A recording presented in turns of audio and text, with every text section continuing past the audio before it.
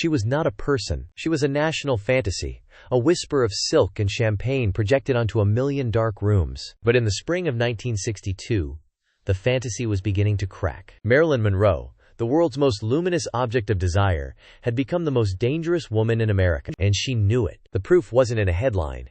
It was in the sterile, unnerving click on her telephone line, a sound that had become the punctuation mark to every private conversation, a click that meant she was no longer a lover, but a liability, a secret that had to be kept, or silenced, because the man on the other end of that line wasn't just any man. He was the President of the United States, and his world of secrets was about to consume hers. This isn't the story of a Hollywood tragedy. This is the story of a political execution. It began, as these things often do, under the hypnotic spell of power. The year was 1961. The place, a glittering Santa Monica dinner party hosted by Peter Lawford, the Hollywood jester in the court of Camelot. John F. Kennedy was not yet the icon etched in stone.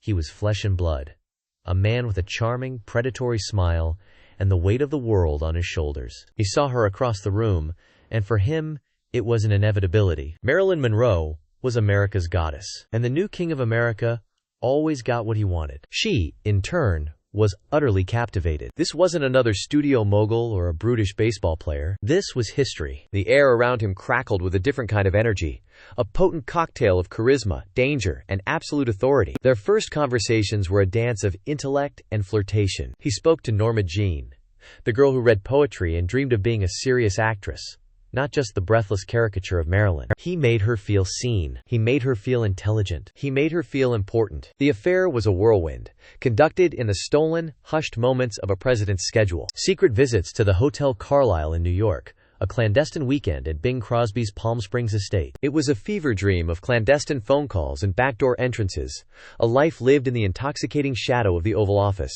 For Marilyn, it was more than lust. It was validation. She wasn't just a movie star.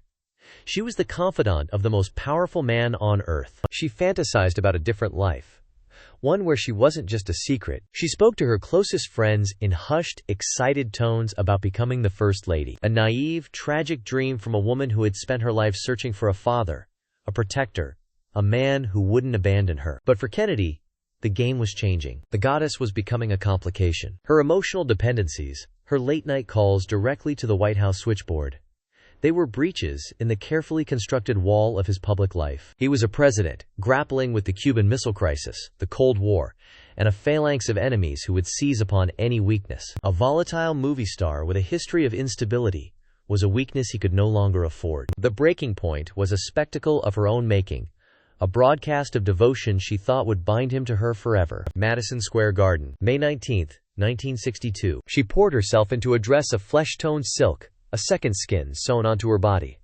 sparkling with thousands of rhinestones. When she stepped onto that stage, she wasn't just a performer, she was a declaration. Her performance of "Happy Birthday, Mr. President" was a scandalously intimate moment played out on a national stage. It was breathless, sensual, a bedroom whisper amplified for 17,000 people. The crowd roared, but in the corridors of power, a cold silence fell. Jackie Kennedy was privately furious. The president's advisors were horrified. Marilyn had transformed a private affair into a public spectacle. She had made herself impossible to ignore. And in doing so, she had just signed her own death warrant. The fantasy was over. The acquisition had become a threat that needed to be neutralized. The phone call came not from the president, but from his brother-in-law, Peter Lawford. The message was cold, clinical. It was over. The president could not see her again. The line to the White House was permanently disconnected. For Marilyn, the rejection was a cataclysm, a deep, primal wound that ripped open all the old scars of abandonment. She had been used, and now, like a toy no longer wanted,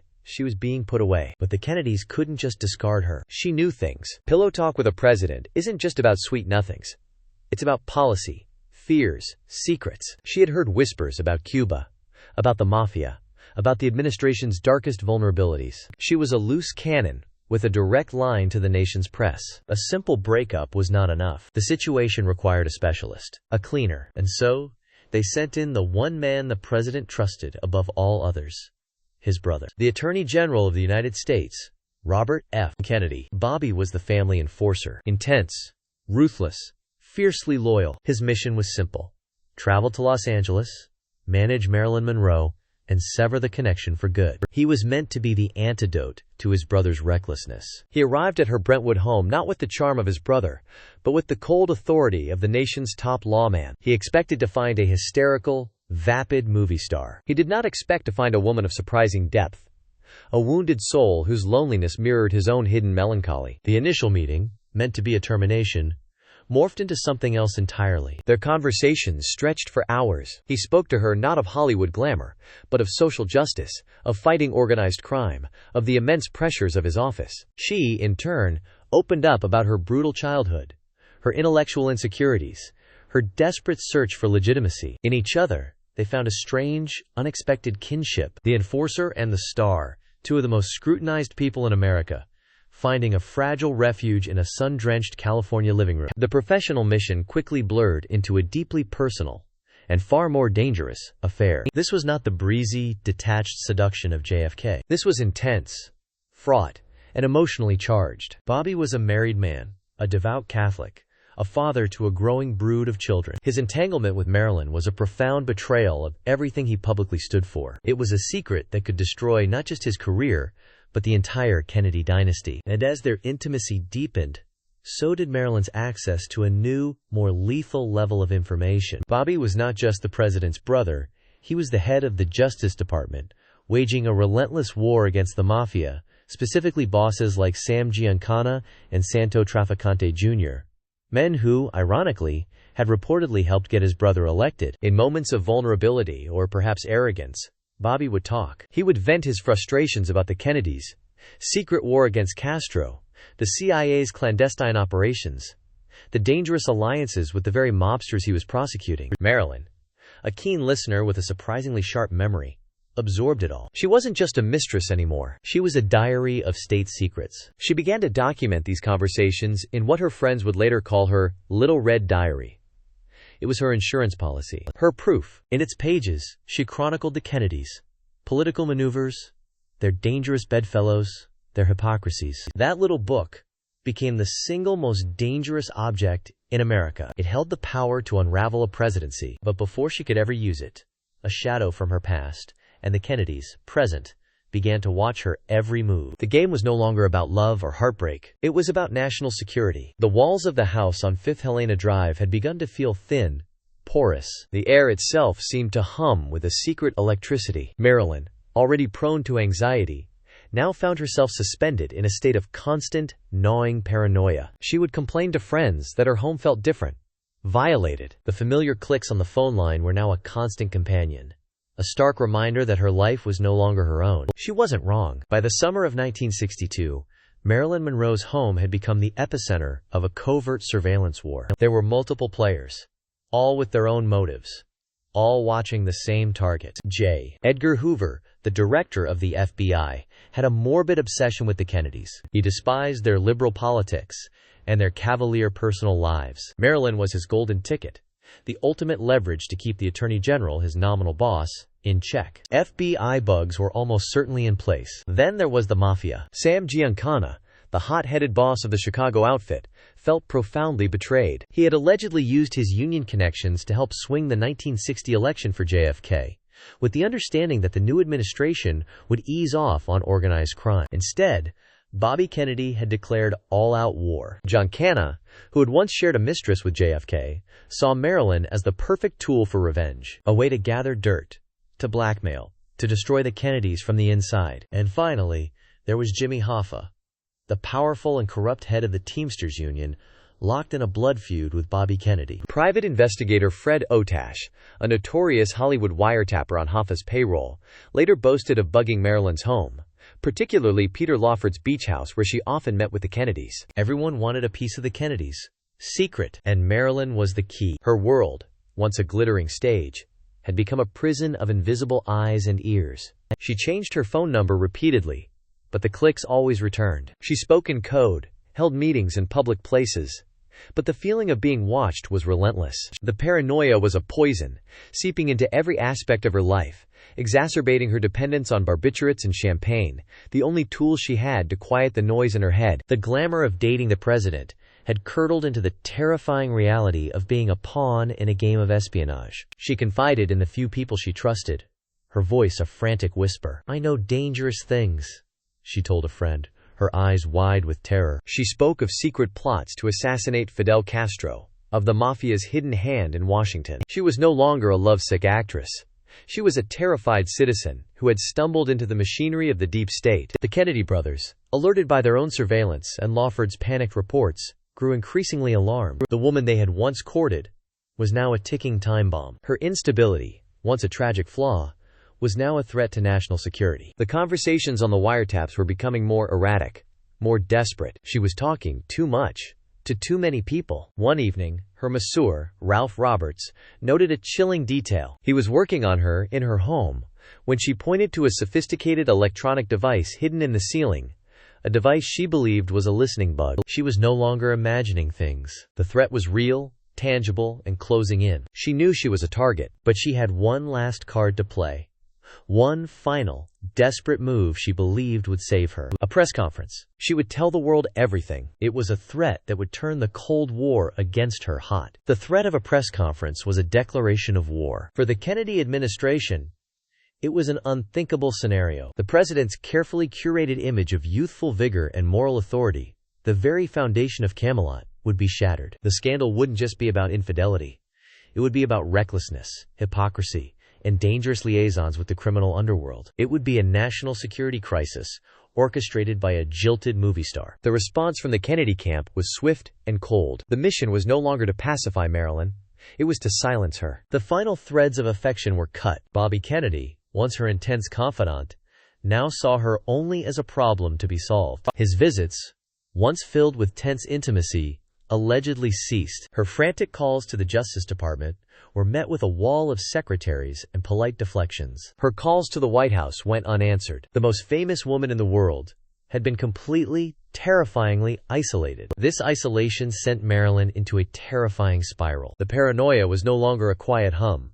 It was a deafening roar. Her dependency on Dr. Ralph Greenson, her psychiatrist, deepened. He prescribed her a cocktail of potent sedatives, Nembutal, chloral hydrate, a chemical arsenal to combat the demons that were now very, very real. She was trapped in her own home, a gilded cage where the bars were made of fear and surveillance. She felt the net tightening. She told her publicist, Pat Newcomb, that she was terrified of them. She never specified who they were, but the fear in her eyes was primal. She felt she was being erased, systematically driven to the edge of madness, so that when she finally broke, no one would believe a word she said. Her reputation for instability, once a tabloid caricature, was now being weaponized against her. In late July, she made one last, desperate attempt to regain control. She gave a sprawling, soul-bearing interview to Life magazine, speaking with startling clarity about the brutal machinations of the Hollywood studio system, a thinly veiled metaphor for how she felt used by powerful men. "Fame is fickle," she said. "I've had it, and I've had it." It was a cry for help, a public attempt to reclaim her own narrative before it was stolen from her for good. But it was too little, too late. The men she had threatened were not studio heads who could be placated with a new contract. They were the arbiters of global power, and their patience had run out. The plan to hold a press conference, which she had naively confided to Peter Lawford, was the final miscalculation. It transformed her from a nuisance into an active threat against the state. The Kennedy machine, a formidable force of lawyers, fixers, and loyalists, began to move. The objective was clear: retrieve any and all incriminating evidence. Chief among them, the little red diary. They had to know what she had written, what she could prove. The mission became one of search and recovery, and the stakes were absolute. Her psychiatrist, Drive Greenson, became an increasingly central figure. Was he trying to save her? Or was he a pawn, consciously or unconsciously, in a larger game? His methods were unconventional. His control over her life, immense. He was a gatekeeper, monitoring her calls, her visitors, her medication. In her final days, he was one of the few people who could get close to her. And his actions on the night of her death would become one of the most scrutinized and debated elements of the entire mystery. The unraveling was complete. Marilyn Monroe was no longer a person. She was a political problem, a file in a cabinet marked urgent, a secret that was about to be buried. As the first days of August 1962 dawned, she was a woman cornered, drugged, and terrified, about to face the consequences of loving the most powerful men in the world. The final countdown had begun. The air in Los Angeles during those first days of August was thick and heavy. clinging to the skin like a shroud. For Marilyn Monroe, it was the backdrop to the final, frantic hours of her life. The timeline of these last 48 hours is a tangled knot of conflicting reports, official denials, and deathbed confessions. A murky swamp from which the truth has never fully emerged. Friday, August 3rd, GERD. Marilyn spent the day on the phone, her conversations a chaotic mix of business and panicked personal calls. She spoke to Joe DiMaggio Jr., her beloved stepson. She argued with her publicist, Pat Newcomb. She was a whirlwind of erratic energy, a woman teetering on the precipice. According to some reports, she was making plans for the future. According to others, she was saying goodbye. That night, she dined with Peter Lawford. The mood was tense. Lawford, ever the Kennedy courtier, was allegedly there on a mission to persuade her to abandon her press conference, to go quietly. He invited her to a dinner party at his home that weekend, an event where Bobby Kennedy was rumored to be a guest. She refused. The bridge to the Kennedys and to Lawford was burning. Saturday, August 4th, the last day of her life. The official story is one of quiet seclusion, a day spent indoors, nursing a deep depression. But a darker, more complex narrative has been pieced together from witness accounts that the authorities chose to ignore. This narrative insists that Marilyn was not alone. Multiple sources place Robert F. Kennedy in Los Angeles on that day, not on official business, but on a clandestine trip. Law enforcement officers, helicopter pilots, and neighbors later claimed to have seen him. The purpose of this alleged visit: a final, explosive confrontation with Marilyn, to demand the diary, to issue a final warning, to sever the tie with surgical brutality. The confrontation, if it happened, was catastrophic. Shouts were reportedly heard coming from the house. It was the final, violent rupture of their tortured relationship. According to this timeline, Bobby Kennedy left her house in the late afternoon. His mission? A failure. He was seen boarding a helicopter, leaving a shattered Marilyn in his wake. Later that afternoon, another visitor arrived. Sam Giancana. At least, according to his brother and his godson, who claimed the mob boss flew to L.A. to see Marilyn. His alleged purpose was to fuel the fire, to encourage her to go public with the Kennedy secrets, to use her as his ultimate weapon against his enemies. The scene was now impossibly crowded with powerful, dangerous men, all converging on one terrified woman. As dusk fell, the key players in her final hours began to close in. Her psychiatrist, Drive Greenson, arrived in the early evening, summoned by a frantic call. He found her in a state of extreme distress. He would later claim he stayed for a few hours, calmed her down, and left her in the care of her housekeeper, Eunice Murray. Eunice Murray, the housekeeper, a mysterious figure whose story would change dramatically over the years. That night, she was the only other person officially in the house. She was the gatekeeper, the witness, the one who would first raise the alarm. Or, as some investigators believe, the one who would ensure the alarm was not raised until it was too late. Peter Lawford began a series of panicked phone calls to the house around 7:30 p.m. He later told investigators that Marilyn's voice was slurred, distant. She sounded drugged. Her final chilling words to him were, "Say goodbye to Pat, say goodbye to the president, and say goodbye to yourself, because you're a nice guy."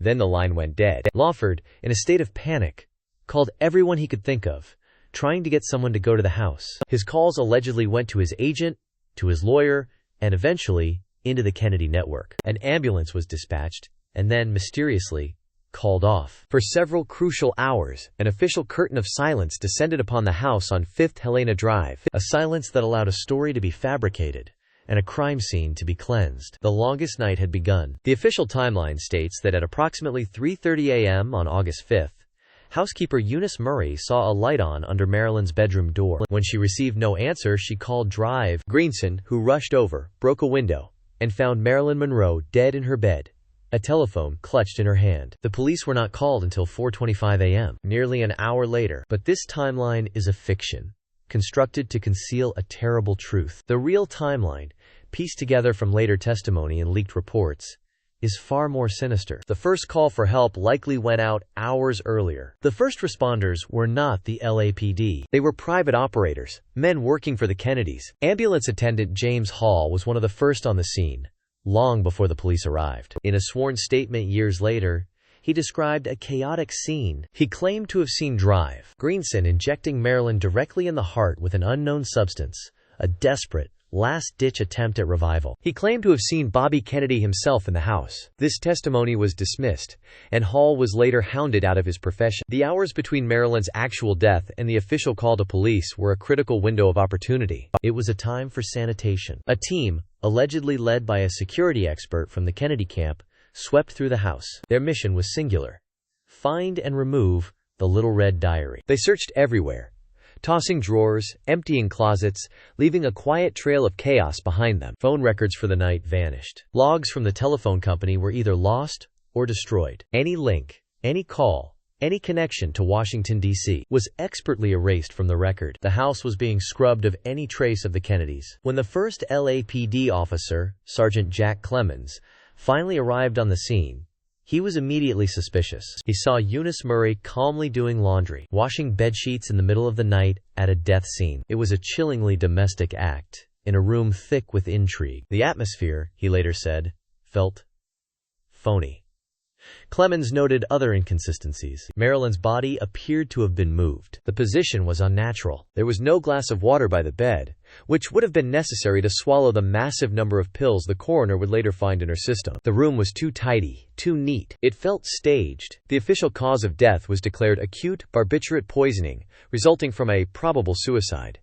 It was a clean, simple explanation. It closed the book on the life of a troubled star. It was the perfect narrative. It explained away her erratic behavior, her desperate calls, her threats. She was just another sad Hollywood story. A beautiful, broken woman who couldn't handle the pressure. But the details didn't add up. The coroner, Drive Thomas Noguchi, found her stomach empty. If she had swallowed 50 pills, there should have been residue. There wasn't. He also found fresh bruising on her body, inconsistent with a simple overdose. His requests for further tests, for tissue samples, were denied by his superiors. He was under immense pressure to close the case. The Little Red Diary was never found. It vanished into the ether, along with the truth of that night. The scene had been sanitized, the witnesses coached, the narrative set in stone. The operation was a success. The Kennedy secret was safe. Marilyn Monroe was dead, and, in her place, a carefully constructed myth was born, a myth designed to protect the powerful and to bury the secrets of a woman who knew too much. In the immediate aftermath, a wave of orchestrated silence washed over Hollywood and Washington. The official narrative of suicide was reinforced by a grieving press and a public eager for a simple, tragic story. The whispers of foul play, of high-level involvement, were dismissed as the ravings of conspiracy theorists. Camelot had to be protected, and Marilyn's memory was the price of that protection. The key players vanished back into the shadows. Bobby Kennedy's alleged presence in Los Angeles that day was vehemently denied. His schedule was meticulously reconstructed by aides to show him hundreds of miles away. Peter Lawford, haunted by his role in the affair, descended into alcoholism, his career and life slowly disintegrating under the weight of what he knew. He was the keeper of the secrets, and they poisoned him from the inside out. Dr. Greenson and Eunice Murray gave their official statements, and then retreated from public life, their stories remaining stubbornly, suspiciously consistent for years. But decades later, the cracks began to show. In a taped interview shortly before her death, Eunice Murray let slip a stunning admission. "Oh, why do I have to keep covering up?" she lamented. Bobby Kennedy was there. Over the years, the ghost of Marilyn Monroe would refuse to rest. Witnesses, once silent, began to speak. Fred Otash, the wiretapper, confessed to his role in the surveillance. Former LAPD officers spoke of a cover-up that went to the very top. Ambulance drivers, government officials, friends. A chorus of voices rising from the past, each adding a new, disturbing detail to the mosaic of her final days. Many of those who knew too much met untimely or unusual ends. Dorothy Kilgallen, a powerful journalist who boasted of getting an exclusive interview with Jack Ruby and breaking the JFK assassination case wide open, was found dead of an overdose, just like Marilyn. She had told friends she was about to expose the Marilyn-RFK connection. Her extensive file on the matter vanished after her death. The Kennedy dynasty rolled on, surviving Dallas, surviving Chappaquiddick, its mythos preserved in a veneer of tragedy and public service. The story of their dangerous entanglement with a movie star was relegated to the fringes, a dark footnote in an otherwise glorious chapter of American history. They had won. They had successfully erased their most dangerous secret. But the truth has a way of leaving fingerprints. The missing diary, the lost phone records, the purged toxicology reports, the conflicting timelines. These are not the hallmarks of a simple suicide. They are the hallmarks of a cover-up, a clinical, professional, and terrifyingly successful operation to silence a woman who held the power to bring down a kingdom. Marilyn Monroe was not simply a victim of her own demons or the pressures of fame. That is the easy, comfortable lie we have been told. The far more terrifying truth is that she was a casualty of a secret war, a political asset that became a liability. She flew too close to the sun, not the Klieg lights of Hollywood, but the cold, burning sun of absolute power. They took her life, and then they took her truth, replacing it with a caricature of a tragic starlet. They made her a cautionary tale about the dangers of Hollywood, when her story was truly a cautionary tale about the ruthlessness of power. She was not a broken doll. She was a woman who was systematically broken, isolated, and eliminated because she dared to believe the powerful men who whispered in her ear. The ghost of Norma Jean still haunts the boulevards of our memory, not just as a symbol of glamour, but as a chilling reminder of how far the powerful will go to protect their secrets. Her death was not an ending. It was a message, and it is a message that echoes to this day, a whisper from a disconnected phone line, asking the questions that were never answered, demanding the justice that was never served. The truth of what happened in that house on Fifth Helena Drive is not just Hollywood history. It is a vital, dark piece of the American story that we have a duty to remember. The secrets of Marilyn Monroe's life are as captivating as her legend. Her story is a labyrinth of power, passion, and conspiracy. To uncover more of the hidden truths behind the icon, subscribe to Boulevard of Monroe. The darkness is where the most interesting stories are found.